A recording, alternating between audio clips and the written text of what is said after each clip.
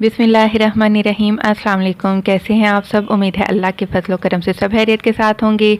आज हम बनाएंगे अचारी भिंडी। बहुत ही मज़े की बनती है। इसके लिए हमने आधा किलो भिंडी लेकर उसको धोकर खुश्क करके और हमने इसको काट लिया है। इसके लिए आपको चाहिए 1 पाव प्याज और 1 पाव टमाटर। भिंडी में प्याज और टमाटर जितने ज़्यादा हों उतना ही टेस्ट इसका बढ़ जाता है। इसके अलावा मैंने 5 अदद हरी मिर्चें लेकर उनको भी काट कर रख लिया है। आप यकीन करें बहुत ही मज़े की ये भिंडी बनती है।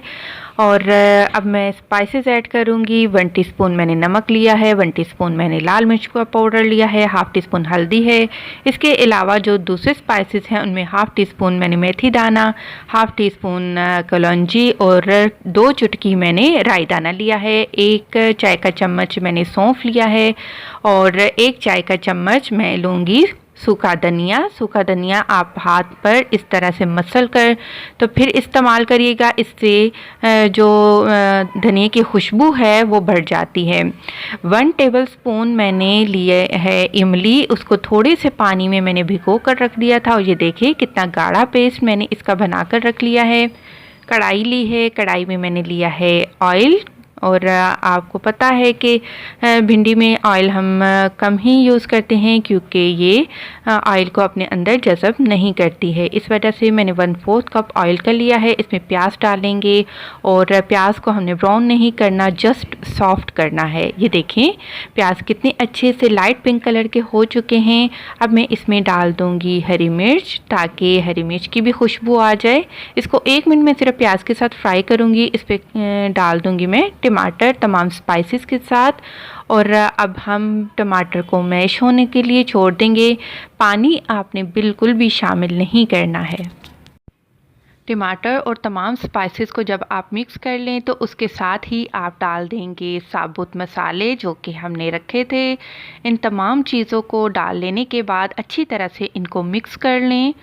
आप यकीन करें जब आप ये अचारी भिंडी बनाकर खाएंगे तो आप उंगलियां चाटने पर मजबूर हो जाएंगे। ढककर मैंने इसको रख दिया था तकरीबन 5 से 7 मिनट के लिए ताकि टमाटर अच्छी तरह से मैश हो जाएं और जो साबुत मसाले हमने डाले थे वो भी नरम हो जाएं।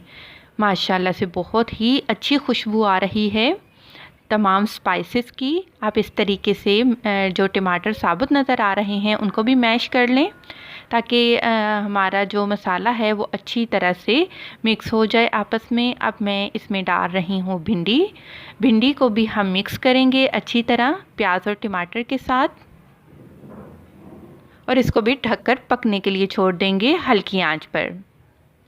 5 मिनट के बाद मैंने ढक्कन हटाया और ढक्कन हटा देने के बाद अब मैं इसमें शामिल करूंगी इमली का गाढ़ा गाढ़ा सा पेस्ट और इसको भी भिंडी के साथ मैं मिक्स कर लूँगी और इसको मैं दोबारा ढककर हल्की आंच पर मज़ीद 5 से 10 मिनट के लिए कुक करने के लिए छोड़ दूँगी। पानी आपने बिल्कुल भी शामिल नहीं करना है।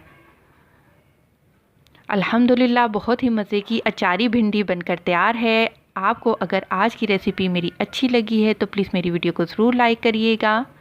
ये देखिए बिल्कुल भिंडी गल चुकी है। डिश आउट करें गरम गरम चपाती के साथ। आप अचारी भिंडी को एंजॉय करें। खुश रहें, दुआओं में याद रखें। अल्लाह हाफ़िज़।